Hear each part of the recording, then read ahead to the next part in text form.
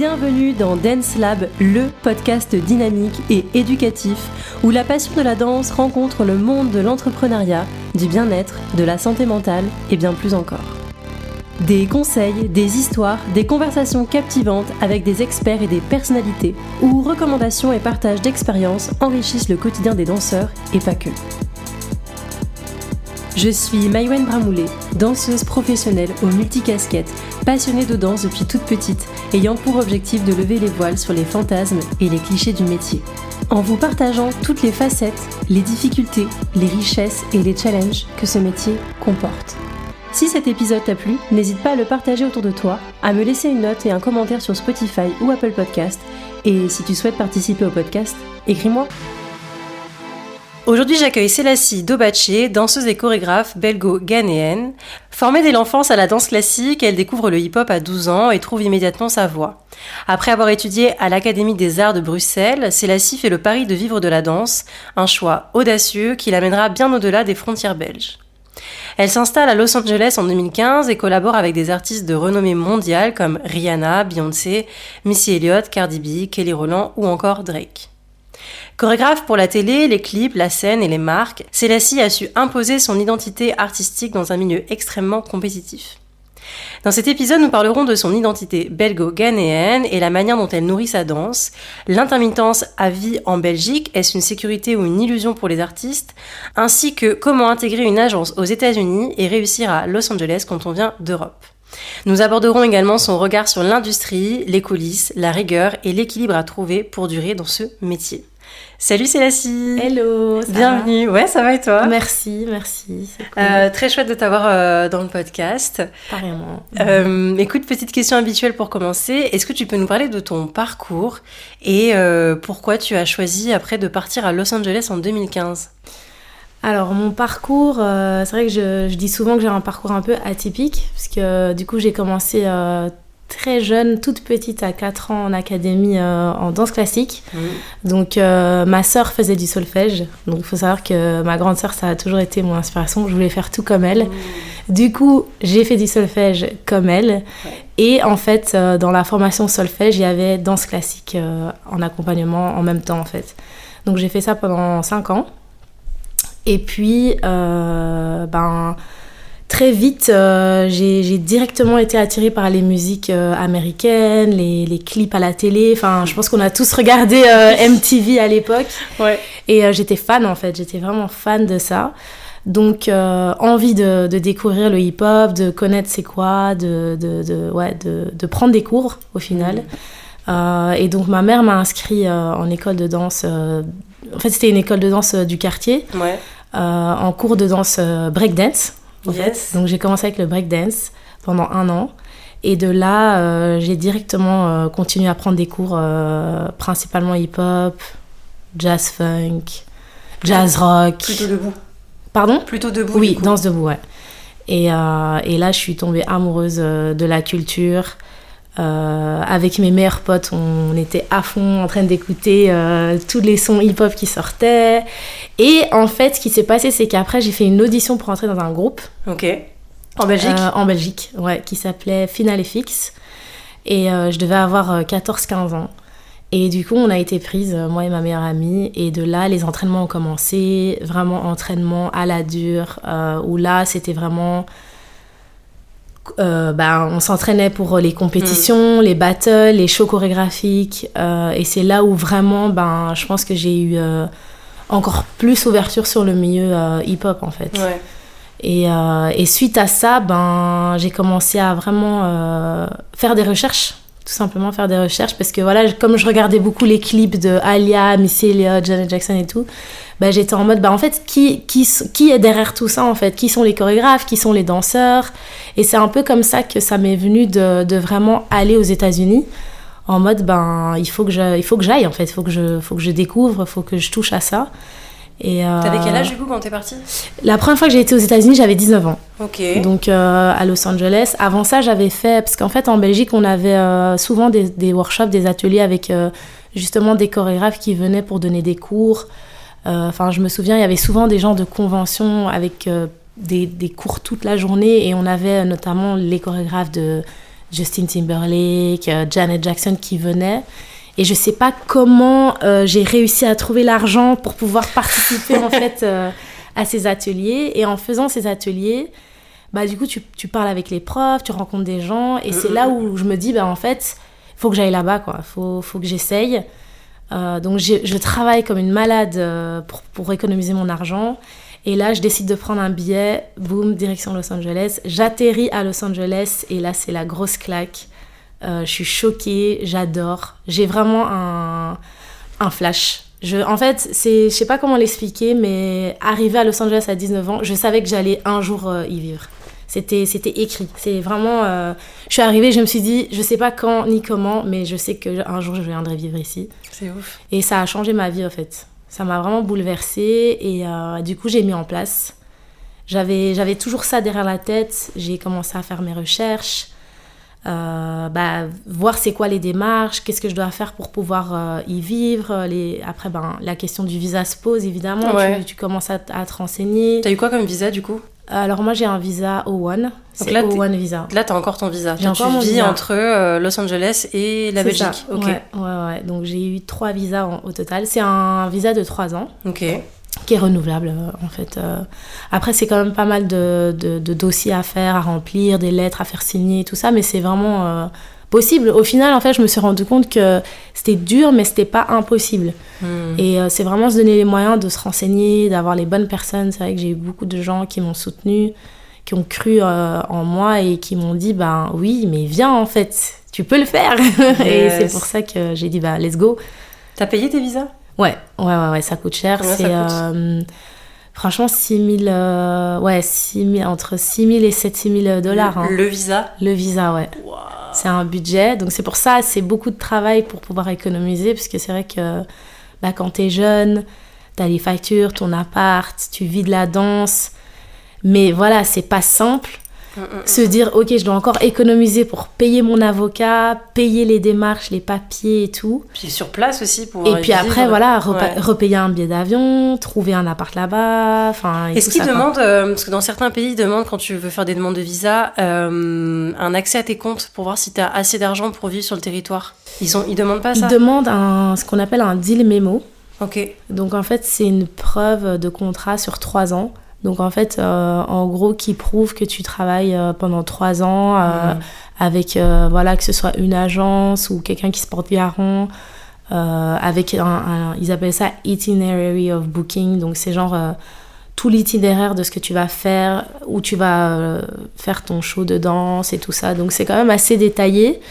Après, comme je dis, c'est pas simple, mais c'est possible. Il faut vraiment bien s'entourer, bien se renseigner aussi. Et aussi, ce qui est très stressant, c'est qu'une fois que tu fais ta demande de visa, t'es pas sûr d'être accepté, entre guillemets. Donc en fait, tu engages un avocat, tu fais tout le dossier, et on te dit, voilà, on met tout en œuvre pour que ça passe, mais tu peux être refusé. Donc ils peuvent te demander request evidence, ils appellent ça, donc plus de preuves que tu es vraiment quelqu'un dans ton pays, que tu travailles de la danse depuis longtemps. Enfin, c'est vraiment des démarches... Il faut même des recherches sur si dans ton pays t'es... Oui, en fait, c'est ça. En fait, il faut leur prouver que t'es le meilleur ou la meilleure danseuse dans ton domaine, dans ton pays, et que comme tu as tout ce bagage, tu apportes quelque chose dans leur pays, en fait. C'est un peu ça, la démarche. Ok. Ouais. Et est-ce que tu as vu des grandes différences entre la scène européenne et américaine, tu vois, au niveau du niveau, du réseau, de la mentalité, des opportunités ? Oui, complètement. La différence, elle est incomparable, en fait. C'est hyper intéressant parce que je pense, pour venir d'Europe, je trouve ça m'a permis aussi d'ouvrir les yeux sur ce qu'on a.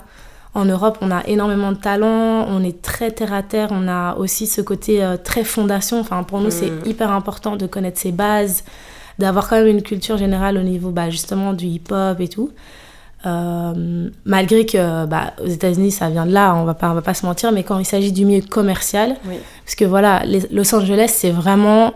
L'industrie, c'est danser pour les stars. Donc, travailler avec les célébrités, voilà, tu auditionnes, tu es derrière des chanteurs... donc c'est un autre cadre en fait.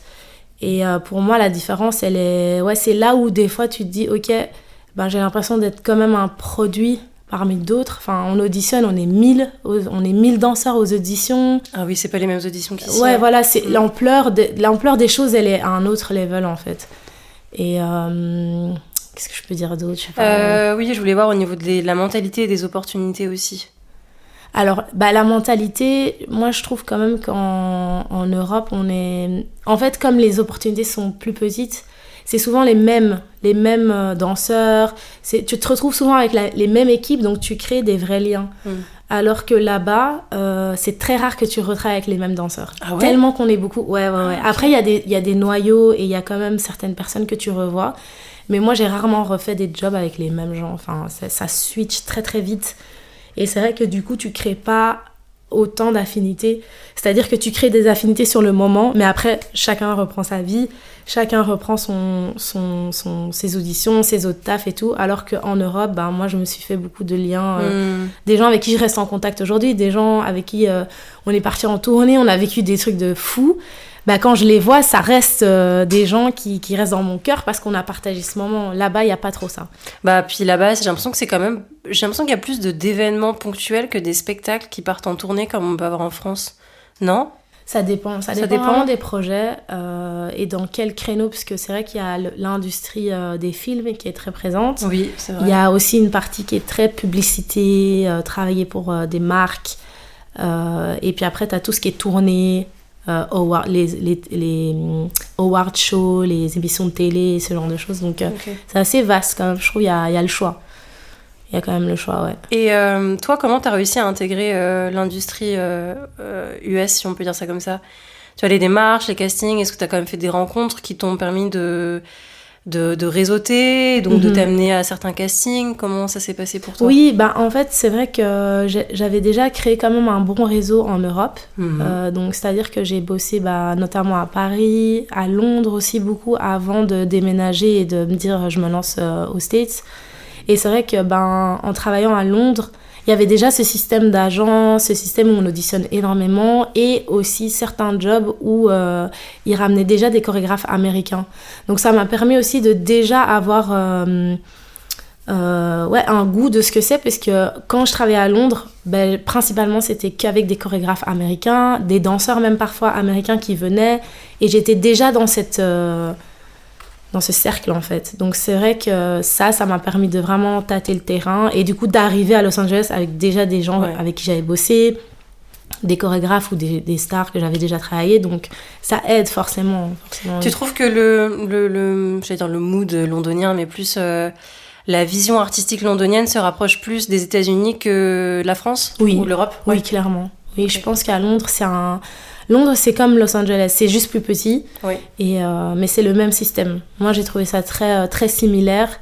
Aussi, peut-être parce que c'est anglophone. Et c'est vrai qu'en France, il y a aussi ce système-là, mais c'est à une autre échelle, je trouve. Ouais. T'as eu un peu des difficultés en arrivant à LA sur le coût de la vie? Bien sûr. En fait même pas parce que c'est LA, mais juste déjà de quitter sa ville natale, de être loin de sa famille, de ses amis, de se retrouver, on va dire, seul avec soi-même, c'est dur. On va pas se mentir. Enfin, ça, je pense que n'importe qui, dans n'importe quel milieu, dans n'importe quel contexte, le fait de partir de chez soi pour aller vivre ses rêves, ça reste quelque chose ça reste des obstacles à vivre. Mais après, je pense que c'est un mal pour un bien, parce que du coup, ça te permet de grandir, d'apprendre sur toi-même, de vraiment te forger, de solidifier, de t'attacher aux choses vraiment essentielles, les valeurs, et puis de te remettre en question sur ce que tu veux vraiment. Qu'est-ce que tu as envie de faire, qui tu veux être en tant qu'artiste, quel genre de danseuse. Enfin, moi, j'ai vraiment Enfin, c'est comme si c'était mon miroir que j'avais en face de moi tous les jours. Et puis après, ce côté de vie d'audition, là-bas, c'est réel. Enfin, j'ai commencé en faisant 3-4 auditions par jour. Donc vraiment, ma vie, c'était, je me réveille le matin, je me prépare et je vais auditionner, j'enchaîne ensuite sur une autre audition. Après, j'ai un callback sur ça s'enchaînait. Donc c'est vrai que ce rythme de vie, au début, t'es motivé parce que t'es à fond, mais au bout de quelques semaines, tu te dis, attends, j'ai fait 30 auditions, j'ai pas été appelée. Tu te dis, waouh! Qu'est-ce que je fous là? De un, qu'est-ce que je fous là? Est-ce que je vais y arriver? Est-ce que j'ai ma place? Oui, et puis de faire ça H24, enfin moi j'en pouvais plus. Moi j'ai toujours été ce genre de danseuse. Les auditions c'est pas mon truc. Enfin je sais qu'il y a des danseurs qui sont très forts en audition, ils adorent ça, genre ils arrivent à avoir le truc et tout. Moi j'ai jamais eu ça. Moi je suis vraiment une danseuse de scène, donc j'adore tout ce qui est, quand je suis sur scène c'est là où ça se passe. La magie elle opère sur scène avec le public. Moi je suis plutôt ce genre de danseuse.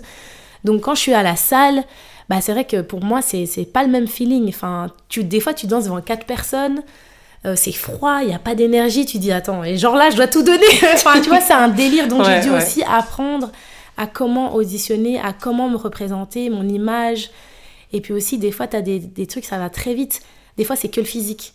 Donc, tu te présentes, on te dit non direct, t'as même pas dansé. Et ça c'était au début, je me souviens, je comprenais pas, et j'ai dit mais ils m'ont même pas vu danser, genre et tout le monde me disait non mais c'est là, t'inquiète, c'est même mieux qu'on te dise non direct, comme ça tu perds pas ton temps et tu sais que t'es pas faite pour le job, plutôt que d'aller là et te donner et puis après on te dit non. Et je comprenais pas, je dis ouais mais moi je suis venue pour danser, je suis pas venue pour être jolie sur un job, enfin moi je veux montrer de quoi je suis capable. Et j'avais toujours des frustrations, et en fait au fil du temps tu commences à comprendre, bah en fait on veut pas perdre mon temps. Donc en vrai, c'est même mieux que tu saches directement qu'est-ce qui est pour toi et ce qui n'est pas, tu vois. C'est tellement mieux, parce qu'après que t'es passé 40 tours d'audition et qu'on te dise bah finalement physiquement tu correspondais pas, tu te dis non, c'est vrai, mais ça met un temps avant de comprendre ça. Bien Au sûr, début quand t'arrives, normal. Surtout que j'avais auditionné comme je te disais à Paris, à Londres, mais c'est pas pareil. Et franchement, des auditions où tu fais la file pendant 3 heures, t'as froid, t'as chaud, t'as froid, tu peux direct tout donner, enfin c'est un délire. Ouais, puis c'est dangereux pour le corps. Hein. Quand t'es pas échauffé, quand en plus t'as l'adrénaline, tu veux donner à 1000%. Exactement. De pas te blesser en audition. Ce qui peut vite arriver. Et au niveau du coût de la vie, parce que avant d'être accepté sur des jobs, comment tu faisais pour vivre financièrement? Donc t'avais bossé avant, ça je savais. Mais est-ce que tu faisais des jobs à côté ou pas du tout? Comment ça se passait? Du coup, moi j'ai énormément économisé avant de partir, parce que j'avais aussi cette hantise de me dire je vais là-bas et j'ai pas d'argent. Genre c'était dur. Il y a eu des périodes où vraiment on mangeait des pâtes tous les jours. Mais j'avais vraiment cette promesse, je m'étais fait d'essayer au max de tout faire pour, entre guillemets, booker des jobs. Après, c'est sûr, il y a eu des périodes où j'ai dû... En fait, c'est trop marrant parce que... mon ex à l'époque me dit « Non, mais il faut que tu fasses un truc à côté, comme ça, t'as pas le stress de pas avoir d'argent à la fin du mois. » Et moi j'étais vraiment en mode attends, je suis pas venue à Los Angeles pour aller faire un taf à côté alors que ça fait 10 ans en Belgique que je me tue à être que danseuse professionnelle. Non, enfin pour moi c'était au-delà, c'était juste pas possible. Mais à un moment donné j'étais en mode bon c'est là, en vrai on va se calmer, on va l'écouter et tout. Et donc je m'inscris sur un espèce de... En fait c'était une agence qui faisait des jobs d'hôtesse. Donc en fait tu sers les gens et tout ça, mais en même temps tu fais des petits shows de danse. Donc il y avait quand même de la danse inclus dedans, mais il y avait tout ce côté hôtesse, servir et tout ça. Et c'est vrai que c'est des jobs que moi j'avais fait genre à l'ancienne en Belgique, genre au tout début de ma carrière. Donc c'était très très dur pour moi de... Pour l'ego aussi. Oui, l'ego, et puis de me dire je repars en arrière, même si c'est au States, c'était impossible pour moi. Mais j'ai pris sur moi, je me suis dit tu sais quoi, je m'inscris et on verra. Et en fait je me suis inscrite, ils m'ont prise, j'ai fait un gig avec eux et le lendemain j'ai commencé à booker des jobs à Los Angeles. Donc en fait j'ai travaillé une fois avec eux et après j'avais plus besoin. Donc je me suis dit vraiment ça prouve encore une fois que c'est vraiment quand t'es au bout du bout que les choses commencent à se retourner et venir en ta faveur quoi. Donc au final je suis contente d'avoir de me m'être donné les moyens quand même de trouver un plan B, on va dire, parce qu'au final j'en ai pas vraiment eu besoin, mais ça m'a permis aussi de pouvoir descendre mon ego et de me dire écoute, à un moment donné il faut manger, donc c'est bon, tu vois. Exactement, mais je trouve qu'il y a aussi un cercle vicieux dans lequel il faut pas tomber. C'est que tu bosses à côté pour te nourrir, vivre et payer ton loyer, et en même temps ton temps il est mis là-bas, donc t'as plus le temps d'aller prendre des cours, t'as moins le temps de passer des castings. Enfin tu vois, je trouve qu'il faut vraiment trouver un équilibre aussi entre ces moments où tu dois travailler pour manger et en même temps prendre du temps pour toi, pour te montrer artistiquement. Ouais, c'est sûr. Après, c'est vrai que nous, en Belgique, de là où je viens, on a toujours eu pas le choix d'avoir plusieurs casquettes, parce que c'est vrai que pour en vivre, pour vivre de la danse en Belgique, tu peux pas juste faire une chose en fait. Enfin, tout de suite, j'ai très vite compris que fallait que je donne des cours, fallait que je danse dans le corporate, fallait que je danse en boîte, fallait que je fasse des concours chorégraphiques, des battles. Enfin, j'ai tout de suite eu ce côté, allez, on met toutes les casquettes, ça reste la danse. Et dans tous les cas, je préfère faire n'importe quel job qui est dans la danse qu'aller travailler chez H&M, par exemple. Donc, je pense que ça m'a aussi permis d'être très ouverte dès le départ et de me dire, bon, ben, te limite pas à juste danser, en fait. Soit prof, soit leaduse, crée tes projets, fais des vidéos, enfin, tu vois. Et du coup, ça aide. Et je pense que c'est ça qui fait que je suis encore là aujourd'hui et que je job encore, on va dire, tu vois. Yes. Je vais rester sur la Belgique, du coup. Ok. Y a un système en Belgique qui s'appelle un peu l'intermittence, comme nous on a en France. Toi, tu l'as connu, ce système d'intermittence ? Oui, le statut d'artiste, on l'appelle. Ça s'appelle le statut d'artiste ? Ouais. Ok. Est-ce que tu peux nous expliquer comment ça fonctionne là-bas ? Comment on l'obtient ? Alors, je sais que les règles ont changé entre-temps, mais à mon époque, au fait, il fallait faire un certain montant. Je pense que c'était 19 000 en 18 mois. Euros ou heures ? 19 000 euros en 18 mois ou quelque chose comme ça, ou 20 mois. Donc en fait, il fallait déclarer des contrats, un certain nombre de contrats pour un certain nombre de jours. Et après, on te donne donc c'est un chômage en fait. En réalité, on appelle ça statut d'artiste, mais c'est vraiment comme un chômage. Donc, et puis après, tu as une carte où tu dois cocher les jours où tu travailles et puis on te déduit un montant entre 60 et 50 euros par jour en fait.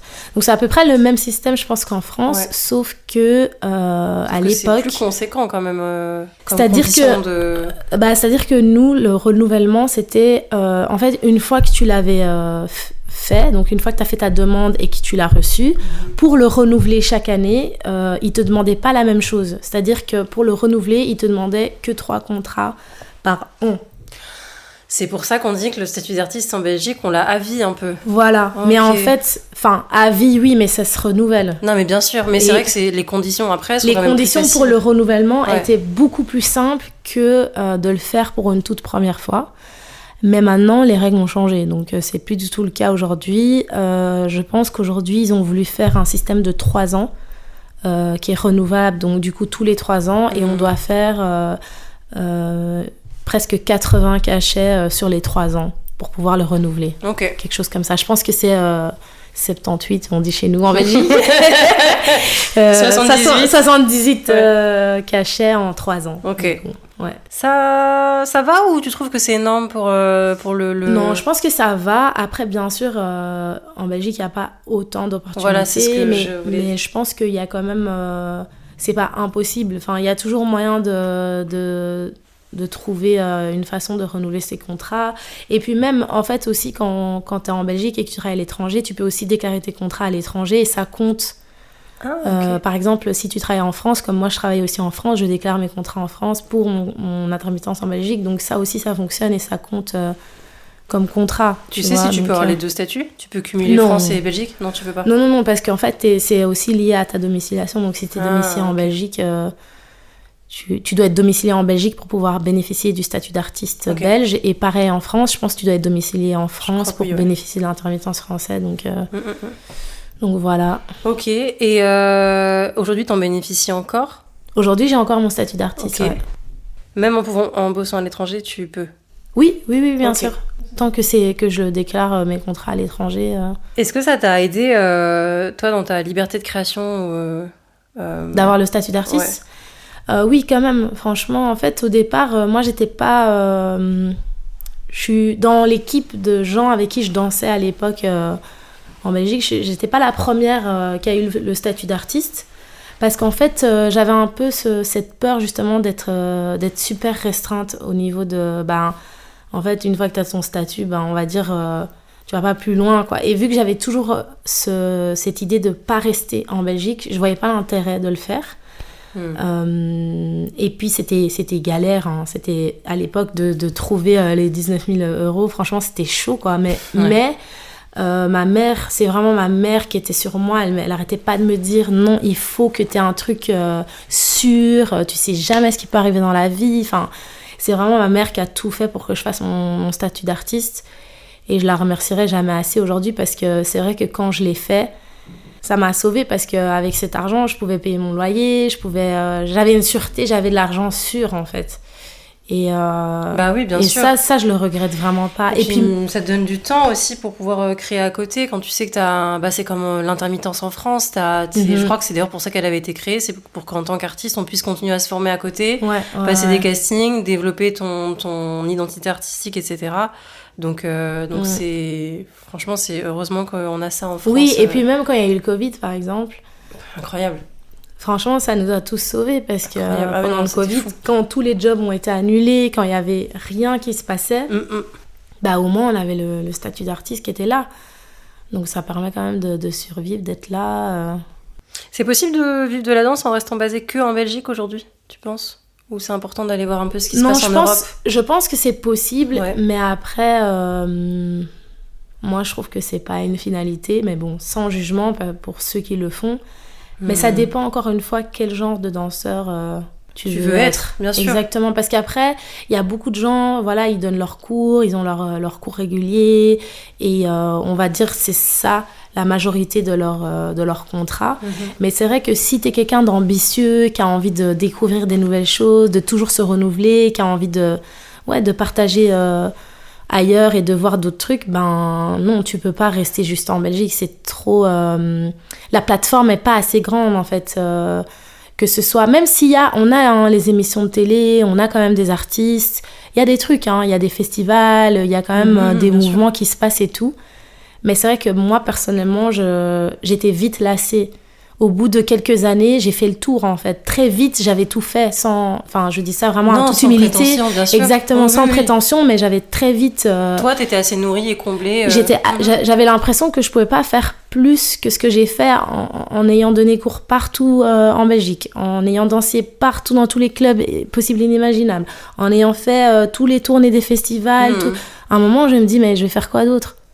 C'est qu'en fait, chaque année, ce sera les mêmes festivals, les mêmes dates, les mêmes gens, les mêmes émissions. C'est cool, mais moi, je suis quelqu'un... Ça me convient pas. Moi, ça te convenait plus, en tout cas. Non, ça me convenait plus. Et j'avoue que je suis quelqu'un qui a toujours besoin de nouveau, qui a toujours besoin de mettre la barre plus haut et de me dire, OK, l'année passée, j'ai fait ça. Cette année, je fais plus. Tu vois, donc c'est un peu ça dépend de la mentalité, en fait. Bien sûr, ça dépend, comme tu disais tout à l'heure, quel artiste et danseur tu veux être. Exactement. Et aucun jugement sur les personnes qui font 5 ans la même chose. C'est chacun ses objectifs de vie, chacun sa carrière. Donc, si les gens sont heureux comme ça...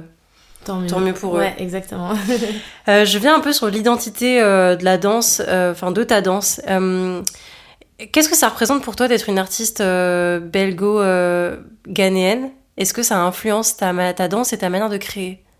D'avoir deux cultures ? Oui, bien sûr. Je pense que forcément, en étant issue de deux cultures, ça enrichit ma vision sur l'art, sur ma manière de voir les choses. Je pense que naturellement, il y a une ouverture d'esprit, puisque je me considère autant africaine qu'autant belge. Et forcément, ça se ressent dans ma danse. Après, moi, j'aime bien revendiquer, mes origines, parce que ça fait partie de moi. Et je pense qu'il y a qu'en sachant d'où on vient qu'on sait où on va. Ça, c'est très cliché, mais c'est très vrai. C'est vrai, complètement. Donc oui, pour moi, c'est important. Et j'essaie de retourner au Ghana quand même assez souvent. Après, c'est vrai que là-bas, le milieu de la danse, c'est très différent. Mais il y a énormément de talent. Enfin, c'est incroyable. Enfin, je suis beaucoup retournée pour la famille principalement. Et c'est très tard, en fait, que j'ai combiné, en fait, avec la danse. Parce que j'allais là-bas, mais je me posais pas la question de la danse. Est-ce qu'il y a des danseurs ? Enfin, c'était vraiment famille. Je reste en famille. Et je suis focus sur autre chose. Et en fait, il y a une année, je suis retournée, je sais pas ce qui s'est passé, il y a vraiment eu un déclic. Et j'ai fait une vidéo. Donc j'ai fait une vidéo, j'avais vraiment envie de faire une vidéo là-bas. Et je l'ai postée. Et en fait, il y a des danseurs qui ont vu la vidéo et ils m'ont contactée. Ils m'ont dit, mais attends, mais t'es ghanéenne, attends, mais t'es là, je comprends pas, t'es qui, tu fais quoi et tout. Et du coup, c'est vraiment les réseaux qui m'ont permis de connecter avec les danseurs là-bas. Et du coup, on a commencé à parler sur Insta et tout. Et ils m'ont dit, écoute, si t'es là, viens à notre event et tout. Et d'ailleurs, Illy Boy, c'est vraiment grâce à lui que j'ai pu découvrir le milieu et tout. Il m'a ramené dans son event. Yes. Et je suis arrivée là-bas. On a fait un échange, une petite session. J'ai donné cours et il y avait un battle. J'ai jugé le battle. J'ai dansé, j'ai fait une juste démo et tout. Et en fait, depuis ce moment-là, tout a changé. Genre, c'était un truc de fou. C'est carrément... en fait, l'accueil qu'il y a eu, même le fait que j'ai dansé, j'ai partagé avec eux, la manière dont ils ont vraiment accueilli ma différence. Parce que du coup, même niveau danse, on voit que je danse pas pareil. Enfin, il y a une autre approche et tout. C'est inspirant. Voilà, c'était hyper inspirant. C'était super bienveillant. Et puis moi, après les avoir vus danser, les voir se donner au battle, franchement, j'avais les larmes aux yeux. C'était un truc de dingue. Et en fait, depuis ce moment-là, à chaque fois que je retourne, je suis avec eux, je les vois, on danse, on échange, on essaie de partager des moments. Et c'est... Pour rien au monde, je voudrais enlever ça parce que j'adore. Enfin, franchement, chaque fois que je retourne, je me dis non, faut que j'essaye d'aller les voir, de faire quelque chose, de même juste soutenir, être là quand eux ils font leurs événements. Je trouve ça quand même important et parce que ça m'intéresse, ça me parle et vice versa, je pense. Bien sûr, c'est du partage à double sens. Exactement. Et puis la danse, c'est ça, hein. Franchement, c'est pouvoir. Ça n'a pas de frontières. Exactement. Ouais. Et tu vois, tu dis que t'as ta danse, mais je pense que ça les a autant nourris que eux t'ont nourri. Bien sûr, ouais, c'est vraiment un échange mutuel, vraiment. Autant ça s'enrichit des deux côtés en fait. T'apprends. Ouais. On apprend toujours. Je voulais revenir sur... pourquoi est-ce qu'il est important pour toi de te diversifier en tant que chorégraphe, assistante, enseignante? Tout à l'heure, t'en parlais. Oui. C'est juste pour toi et ta manière de te nourrir, ou il y a d'autres choses qui sont importantes pour toi dans le fait de te diversifier? Je pense que j'ai toujours eu ce truc où... comme je te disais, moi je suis quelqu'un, je me lasse assez vite. Donc j'ai toujours besoin de me renouveler, de me challenger. Et aussi dû au fait d'être en Belgique et que voilà, il n'y a pas vraiment le choix de faire un peu tout, d'avoir plusieurs casquettes. J'ai toujours gardé cet ADN de me dire ok, si je peux faire ça, je peux faire ça. Si je peux faire ça, je peux faire ça et tout. Et au plus je suis dedans, au plus je me rends compte que oui, c'est pour ça que je dis souvent, c'est vrai que j'ai un parcours assez atypique parce que vraiment je fais plein de choses différentes qui restent malgré tout dans l'art et dans la danse. Mais je sais pas, je me dis aussi, j'ai comme une part de responsabilité aussi où j'ai vraiment ce sentiment que pour moi, c'est pas juste la danse en fait, c'est pas juste je viens et je danse, il y a beaucoup plus derrière en fait. Et ça c'est vraiment aussi dû à mes rencontres, quelqu'un comme Baba qui m'a beaucoup transmis ce truc là aussi, de se dire en fait la danse ça a beaucoup de pouvoir, tu peux en faire plein de choses, tu peux parler, tu peux voyager, tu peux vraiment véhiculer des émotions. Exactement, donc je me suis toujours dit, même je me souviens au tout début quand je donnais des cours, à la fin de l'année, il y a toujours un spectacle et tout, et je me disais, attends, mais là, je vais être considérée comme une chorégraphe. Et pour moi, le titre de chorégraphe, je pouvais pas juste faire la choré du cours. J'étais obligée de me dire, non, là, on présente un spectacle, il faut que ce soit recherché, il faut ramener quelque chose en plus qui validifie en gros mon titre de chorégraphe. J'avais toujours cette pression de me dire, je peux pas me considérer chorégraphe et juste faire des chorés. Non, si je suis chorégraphe, je ramène un concept, je ramène une histoire, j'ai quelque chose à dire. C'était comme ça ma vision. Et je pense que c'est dû à ça, en fait. Que tu as eu besoin de Ouais, que j'ai eu besoin de toujours aller plus haut, essayer et de vraiment prendre la responsabilité de ok, si je fais ça, je le fais pas à moitié, quoi. Et du coup, c'est quoi aujourd'hui ta vision du métier de danseuse ou de danseur? Aujourd'hui, ma vision du métier de danseuse... Est-ce que tu penses que... il faut rester que danseur ou justement il faut s'ouvrir à d'autres... Non, je pense que ça dépend de chacun. C'est-à-dire que il y a vraiment des danseurs qui pour eux, c'est de danser pour des stars et ça s'arrête à ça et ils sont bons dans ça et ils veulent faire que ça. t'as des danseurs qui sont freestylers, qui veulent faire que des battles et gagner les plus gros battles et faire que ça. Enfin, en fait, je pense qu'il n'y a pas de règles. Je pense que tu peux faire ce que tu veux. Enfin, pour moi, être danseur, c'est large. Mais c'est à toi de décider, est-ce que tu veux faire que ça ou tu veux en faire plus. Moi, ce que je me suis rendu compte, simplement, c'est qu'en étant danseuse, je peux être plein de choses c'est ce en que plus bien sûr. que être juste danseuse. Mais c'est tout à fait ok aussi de se dire je suis juste danseuse dans les battles, dans les trucs commerciaux, dans les trucs de télé. Enfin voilà, il y a 1000 manières d'être danseur aujourd'hui. Donc, Oui, parce que toi, justement, je voulais te poser la question, comment t'équilibrais tes projets un peu mainstream, tu vois, que t'as pu avoir aux États-Unis avec Drake, Beyoncé, enfin tout ce que je disais en présentation. Et aussi ton attachement à la culture hip-hop avec les compagnies dans lesquelles tu es, et notamment Paradoxal. Oui. Excuse-moi, du coup, comment tu trouves un équilibre avec... Comment trouver l'équilibre entre les deux? En fait, je pense que ce qui me permet de garder l'équilibre, c'est vraiment la passion. Dans le sens où moi, je suis quelqu'un de très passionné et je viens du milieu hip-hop de base, donc forcément... Pour moi, c'est hyper important de rester connecté avec ce qui se passe dans le milieu underground, de toujours être alerte sur mon mouvement, ça vient de où, de travailler mon freestyle, d'être inclus dans ça, autant que vu que j'adore tout ce qui est strass et paillettes. Franchement, c'est plus fort que moi, mais je kiffe. Enfin, c'est trop bien, t'as tellement raison. Je kiffe autant voir un concert de Madonna... que d'aller voir le cercle underground. Pour moi, c'est le même kiff, en fait. C'est ça qui est ouf. Mais je sais pas l'expliquer, mais j'ai vraiment ce truc où l'un ne va pas sans l'autre pour moi. Donc ça, c'est vraiment selon moi. Et de garder l'équilibre, encore une fois, c'est de rester dans les projets, de pouvoir aussi me dire, ok, pendant un temps... En fait, mon année, je la sépare toujours en plusieurs périodes. Et j'ai toujours des périodes où je me dis, bon, là... Voilà, il y a les projets paradoxaux, j'ai vraiment envie d'être présente, j'ai pas envie de rater ça. Et puis quand j'ai des périodes un peu off ou des moments où voilà, là je sais que je peux me permettre de voyager, je vais aller au Ghana, je vais voir un peu là. Puis là, là je sais que mes agents me demandent si je suis dans ces périodes-là pour LA, du coup je retourne à LA. Enfin, j'ai vraiment ce truc où c'est de l'organisation, mais ça fait, encore une fois, ça part vraiment de la passion. De la passion de me dire, voilà, j'ai fait ça 3 mois. Après 3 mois, c'est bon, on passe à l'autre. Ou boum. Parce que... Pas tomber dans une routine. Pour pas tomber dans une routine, parce que je supporte pas la routine. C'est ma hantise. Genre, me lever tous les jours, faire la même chose, c'est pas possible pour moi. Je pense qu'il y a ça aussi. Et il y a le côté de... Ça fait partie de moi. Je pense que c'est sûrement ce côté aussi double culture. Voilà, c'est plein de choses. Yes. C'est un tout. C'est un tout, exactement. C'est l'ouverture d'esprit aussi, peut-être.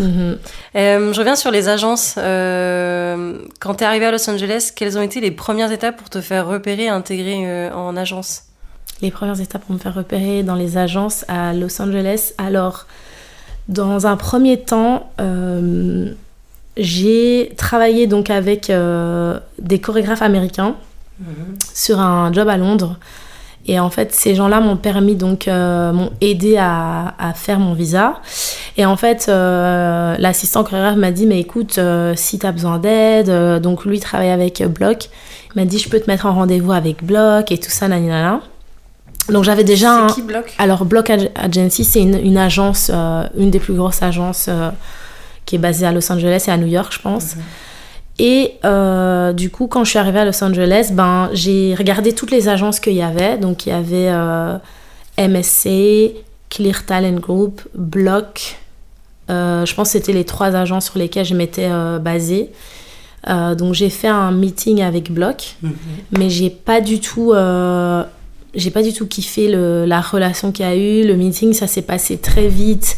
J'avais vraiment l'impression d'être un numéro. Ils avaient à peine regardé ce que je faisais, mon nom et tout.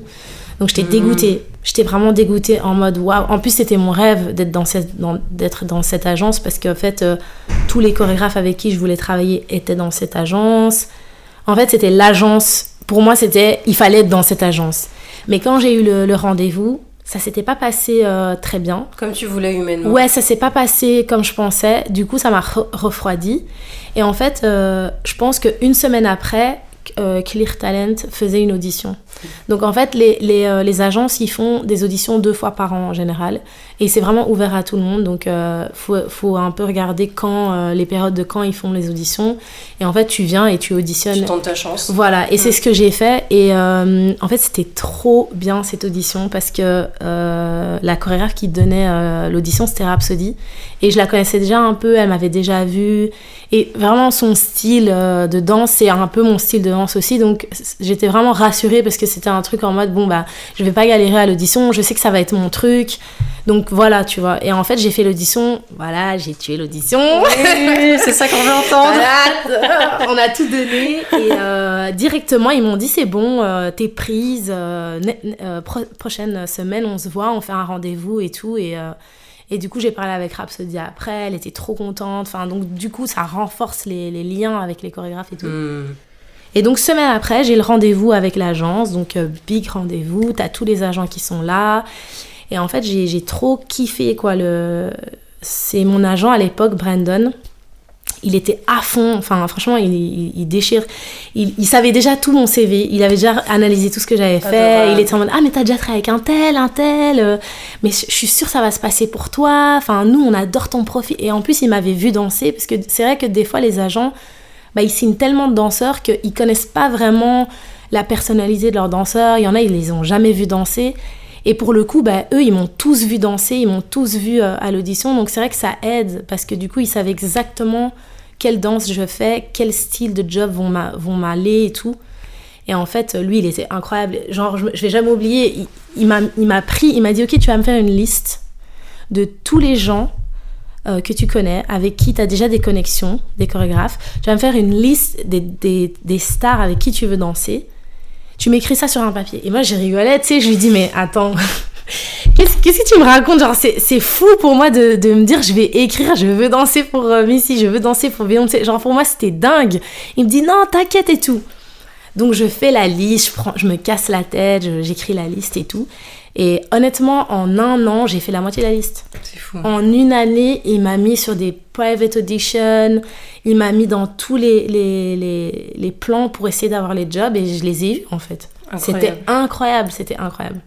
C'est vraiment, je l'ai remercié toute ma vie juste pour ce moment-là, parce que après, encore une fois, ça c'est vraiment, je sais pas si c'est de la chance ou quoi, mais c'est la relation que j'ai eue avec eux. Bien je sûr. sais qu'il y a beaucoup de danseurs qui n'ont pas toujours ce lien avec les agences, parce que voilà, c'est très...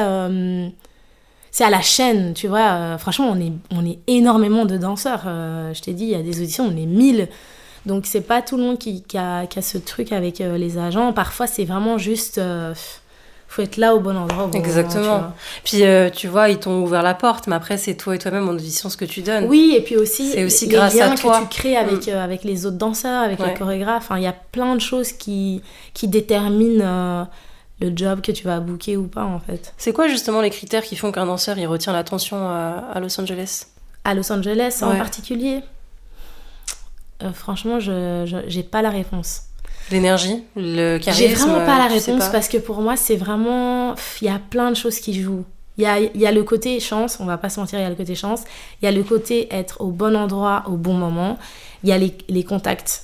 Franchement, il suffit que tu connais une personne qui est à la table de l'audition la semaine prochaine et c'est bon.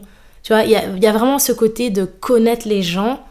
Et il y a des fois, pas du tout. Enfin, moi, il y a des fois, je connaissais tout le monde aux auditions et j'avais pas le job. En fait, ça me mettait carrément des bâtons dans les roues de connaître tout le monde. En mode, ils vont, eux... comme elle nous connaît, on va bien la mettre en galère. En vrai, on va bien pas la booker. Tu vois, donc, en fait, il n'y a pas de règle sur est-ce que ça va être toi ou pas, en fait. C'est ça qui est ouf. C'est vraiment...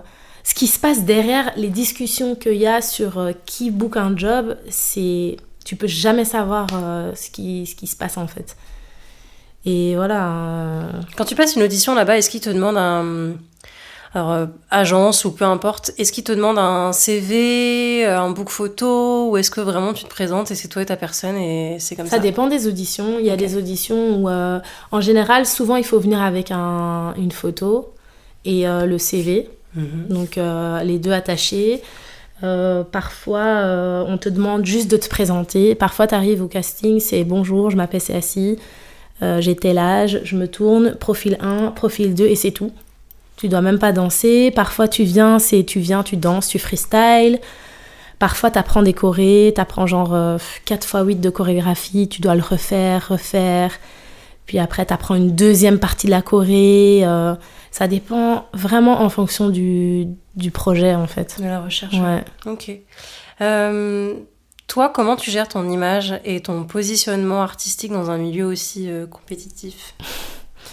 Alors, comment je gère mon image ? Ouais. C'est-à-dire les réseaux Ouais, les réseaux, ouais.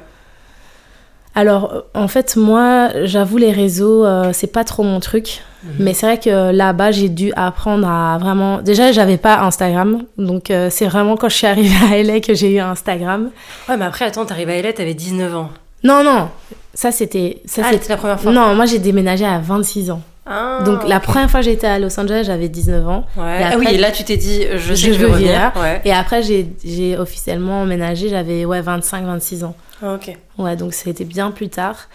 Et donc, ouais, j'ai compris très vite que... Mais encore, il y a 10 ans, c'était pas comme aujourd'hui, c'est ce les que réseaux. Dire, les réseaux. Même donc, il y a 5 ans. Hein. Ouais, donc il y avait quand même ce truc où il faut être sur les réseaux, mais c'était pas autant.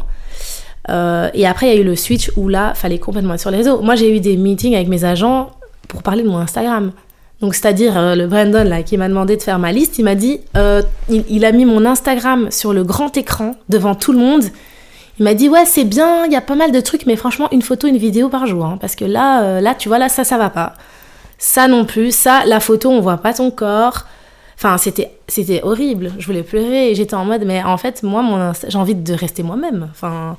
Donc, c'est très dur d'équilibrer le côté où tu as envie de rester qui tu es en tant que personne. Oui, rester authentique. Voilà, et puis en tant que danseuse, c'est la danseuse qui veut être bookée. C'est vraiment pas simple, mais j'essaie quand même de toujours poster des choses que j'aime. Bien sûr. Faire des shoots qui me parlent, même si on me dit oui, il faut que tu sois comme ci, il faut que tu sois comme ça, je vais le faire en essayant de respecter les critères, on va dire les critères de recherche pour certains jobs, mais voilà, je vais pas aller au-delà de ce que je ne veux pas faire. Bien sûr. Donc si j'aime pas le photoshoot, bah désolé, mais non, je vais pas le poster. De toute façon, on poste aussi ce qu'on a envie d'attirer comme job. Donc si tu vas pas poster des choses qui te mettent pas toi à l'aise, si en plus ça, tu sais qu'après tu voudras pas bosser de cette manière-là. Ouais, non, c'est sûr. Aussi. C'est sûr. Mais en tout cas, je pense que c'est important d'être quand même là sur les réseaux. Parce qu'aujourd'hui, c'est la carte de visite. C'est ta carte de visite, c'est ce que les gens qui veulent te booker voient en premier. Et puis, comparé à l'époque, je trouve qu'il y a beaucoup de positifs dans le sens où... moi, j'ai dû partir à Los Angeles pour danser avec des stars. Aujourd'hui, il n'y a pas besoin d'aller jusqu'à Los Angeles. Aujourd'hui, tu peux poster une vidéo sur Instagram ou sur TikTok. Elle devient viral. Et c'est bon, quelqu'un peut te contacter. Il y a énormément de... Même les stars, elles sont sur les réseaux, elles repostent les danseurs. C'est vrai. Enfin, je trouve ça dingue. Moi, je trouve que ça c'est magnifique avec Insta, ce que ça fait. Après, bien sûr, il y a du négatif. Il y a le fait de se comparer, le fait de se dire « Ah, il faut que je poste ça et que c'est plus naturel. » Enfin, il y a plein de choses que j'aime pas, moi, personnellement, avec les réseaux. Mais on va pas se mentir, je sais aussi que dans une carrière de danseur... c'est vraiment important. Et puis ça laisse une trace aussi de ce que tu fais, de montrer t'es où, tu es qui. Voilà, avoir une vidéo de danse qui est sur les réseaux de toi, ça reste à vie en fait. Donc je pense que ça, il y a quand même... Et d'ailleurs, c'est bien que tu le précises que ça reste à vie. Du coup, je trouve que ça permet aussi de faire un point sur ce qu'on veut poster et pas poster et de faire attention aussi sur ce qu'on poste sur les réseaux. Ouais, clairement. Après, à vie, on sait jamais, peut-être qu'un jour... moi, je sais que à l'époque, il y avait MySpace. Aujourd'hui, je crois pas qu'on peut retrouver les profils. C'est vraiment la vieille, là. Je ne sais pas si on peut retrouver les profils MySpace. Mais bon, on sait jamais. Mais en tout cas, le fait d'avoir une trace... d'ailleurs, c'est pour ça que j'ai accepté de faire le podcast. Je me suis dit aussi, comme ça, il y a une trace de mon histoire, de mon parcours, et je me dis, si ça peut inspirer quelqu'un, si ça peut ne fût-ce que ouvrir les yeux sur la perspective d'être danseur ou d'avoir envie de voyager, si ça peut toucher ne fût-ce que même une personne, let's go en fait. Donc je pense que c'est quand même important, où c'est là où l'art a plus d'impact que ce qu'on pense. Complètement. Et puis aussi, je trouve que de montrer qu'en tant que danseur, on est complètement capable de prendre la parole et de pas s'exprimer qu'à travers le mouvement. C'est ultra important. Enfin, pour moi, c'est aussi pour ça que j'ai lancé le podcast. J'interviewe pas que des danseurs, mais c'était important pour moi de donner une voix aux danseurs et de montrer que on n'avait pas qu'un corps et qu'on savait faire autre chose que de la danse, que d'ailleurs tu peux être danseur et être ingénieur à côté. Voilà. Ouais, je comprends. Franchement, la démarche, elle est... Je pense qu'il en faut plus. C'est vraiment bien de pouvoir mettre des plateformes comme ça, parce que aussi, en tant que danseur, on a tendance à se cacher justement derrière le mouvement et raconter qui on est à travers le mouvement. Mais je trouve aussi que de pouvoir en parler, c'est... Il faut. Je reviens sur LA et sur les agences. Non, LA en globalité, sans parler même d'agence. Est-ce que être européenne, c'est perçu, ou européen, c'est perçu comme un plus ou un frein ? Alors, je pense que c'est perçu comme les deux. C'est vrai que moi, quand je suis arrivée, le fait que je parle français, les gens, ils adorent, quoi, tu vois. C'est « Oh my God, you're so sexy !» Tu vois, c'est directement les compliments. Et puis, tu ramènes un peu cette fraîcheur parce que du coup, tu parles pas pareil, tu t'habilles pas pareil, tu danses pas pareil. Donc, forcément, les yeux sont rivés sur toi, ça, c'est clair. Enfin, moi, je l'ai ressenti énormément de fois. Et je pense que ça en joue, du coup, c'est cool. Mais ça peut aussi être un désavantage quand t'es sur le job. Donc, pour avoir le job, c'est un plus, mais encore une fois, c'est vraiment ton expérience personnelle. Mon expérience personnelle, ça peut être vraiment différent pour chacun. Bien sûr. Mais c'est vrai qu'une fois que t'es dans le job, moi, j'ai eu beaucoup de trucs où je sentais que j'étais pas comme eux, qu'il y a des fois je captais pas les inside jokes, ou bien des fois t'es un peu en retrait, tu sens qu'on te met en retrait parce que t'es pas comme eux. Je sais pas comment expliquer, mais il y a des fois où je ressentais vraiment là je suis pas une américaine, quoi, vraiment. Et tu sens qu'il y a de la jalousie parfois dans ça ? Bien sûr, il y a toujours de la jalousie, il y a toujours de l'envie, il y a toujours mais ça c'est partout, c'est pas que à Los Angeles, je pense qu'en France aussi c'est comme ça. Et dans n'importe quel milieu compétitif, on va dire. Et à quoi il faut être prêt mentalement, justement, pour entre guillemets, survivre et briller dans l'industrie américaine ?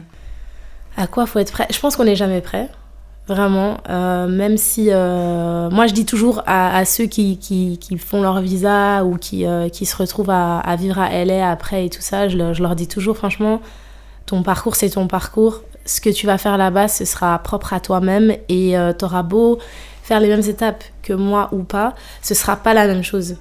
Chaque expérience, elle est vraiment différente pour chacun. Mais une chose, je pense, qui peut aider, c'est vraiment d'avoir une structure solide dans toi-même, dans ton être. Vraiment savoir qui tu es, où tu veux aller et vraiment ce que tu veux faire. Je sais que ça paraît simple comme ça, mais de dire mais moi je veux danser pour des stars ou moi je veux juste faire ça, en fait il faut être précis, mais vraiment manifester la précision, c'est là où tu sais exactement ce que tu vas faire en fait. Et je dirais vraiment s'entourer de personnes bienveillantes. Moi le fait de aussi retourner en Belgique une fois par an, ça m'a aidé vraiment à garder les pieds sur terre, d'avoir des amis jusqu'à aujourd'hui, c'est les mêmes, j'ai pas changé de cercle, ça m'a vraiment permis d'être la même aujourd'hui.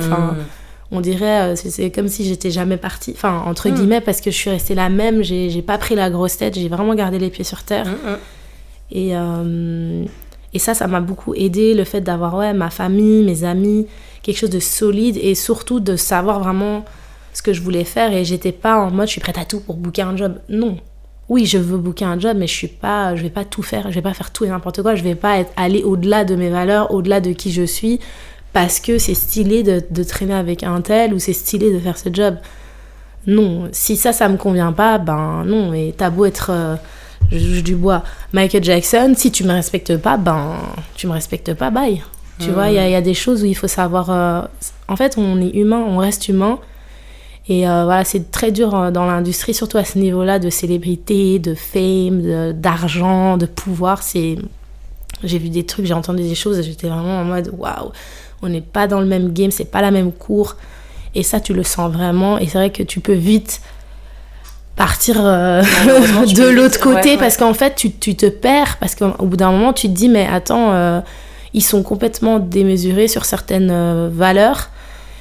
Et ça, moi je dis toujours, faut pas suivre en fait. Si tu sens que c'est au-delà de ce que tu as été, de ce que tu as toujours appris de ton éducation, ben c'est pas grave. Il faut savoir dire non, il faut savoir se mettre en retrait et pour ton bien, quoi. Complètement. Mais merci pour ce rappel. Ouais. Non, mais c'est important de garder son socle, tu vois, à 0, de monter, oui, à 10, mais de revenir à 0, parce que pour moi, si tu ne regardes pas les pieds sur terre, tu vas vite descendre rapidement à -10, et je pense que la chute, elle va faire très très mal. C'est clair. Écoute, l'épisode touche bientôt à sa fin. Ouais. Quel conseil tu donnerais aux danseurs qui rêvent de percer à LA ou de suivre ton parcours? Bah franchement, je vais dire une phrase que Baba disait tout le temps. C'est vraiment va, vite, deviens. N'oublie jamais d'où tu viens et les personnes qui étaient là quand tu n'étais rien. Et vraiment, moi, c'est des phrases comme ça. Ça fait cliché, ça fait cute, tout ce que tu veux, mais c'est très vrai. Et s'il y a un conseil que je peux donner, c'est vraiment de rester soi-même. Rester soi-même et se faire confiance. Yes. Voilà. Merci Célacie. Est-ce que pour terminer, tu pourrais nous parler un peu de tes projets futurs ou tes projets actuels en France, à LA, n'importe où dans le monde? Alors là, pour l'instant, mes projets, je danse avec Paradoxal vendredi et samedi. Donc, on est sur le festival Legacy, ça s'appelle. Donc, c'est un festival sur plusieurs jours avec une formation de jeunes encadrée par des professeurs de Soul Project, de Wanted Posse. Il y a un peu tout le monde qui a mis sa patte dedans. Et du coup, je suis super contente de redanser sur scène parce que c'est vrai qu'au plus on avance dans la carrière, au moins on est sur scène au final. Et là, de redanser avec les filles, on fait notre nouveau show. Yes. Donc c'est un tout nouveau spectacle, c'est 30 minutes, c'est notre nouveau bébé, on est trop contente de le partager. Donc ça, c'est toujours un plaisir. Ça, c'est demain et après-demain? Ça, c'est vendredi et samedi. Ok, alors quand l'épisode il sortira, du coup, le spectacle oui, ce sera passé, fini. Mais il y a d'autres programmations qui sont prévues? Pour l'instant, voilà, les projets avec Paradoxal, on a notre nouveau show qui s'appelle Woman. C'est notre tout nouveau bébé, 30 minutes de spectacle qui est vraiment en voie d'évolution et prochainement il y aura sûrement des dates en France. Voilà. Et, sur ce projet-là ou sur d'autres? Sur ce projet-là et voilà, pour l'instant c'est ça. Ouais. Ok, est-ce que tu aurais un dernier mot pour clôturer cet épisode? Merci. Oh merci de m'avoir invitée. Et, merci à Annabelle de nous avoir mis en contact. De ouf. Et petit clin d'œil aussi justement à Baba et au Serial, au Wanted, parce qu'on dit on parle toujours de legacy, d'héritage et à quel point c'est important la transmission et de pouvoir justement partager ce qu'on vit. Et on dit merci SY, référence à Ousmane Sy, qui lui a été un mentor pour nous tous et qui justement nous pousse. Il nous a toujours poussé à faire ce genre de choses, à parler de nous, à écrire l'histoire. Donc voilà, un grand merci, SY. J'adore. Yes. Merci à toi, Célacie, pour ton temps, pour ton partage. Je remercie très souvent les personnes de la même manière, mais parce que pour moi, le temps, ça n'a pas de... Ouais. Enfin, ça a une énorme valeur pour moi. Le temps, c'est quelque chose qu'on récupère pas. Et donc, je remercie sincèrement de m'avoir offert de ton temps, d'un petit bout de ta vie et de ce que tu vis à l'étranger en ce moment. Si cet épisode vous a plu, n'hésitez pas à le partager, à envoyer du love à Célacie, à la suivre sur les réseaux. Je mettrai tous les réseaux dans la biographie de l'épisode. Et à mettre 5 étoiles sur le podcast, à le partager. Faut soutenir. Voilà. À nous faire des retours aussi, s'il y a des sujets que vous aimeriez que moi de mon côté je développe avec d'autres invités. Voilà, donc envoyez du love à Célacie, allez la suivre sur les réseaux, suivez le podcast et puis je vous dis à bientôt et encore merci. Bye bye. Bye bye.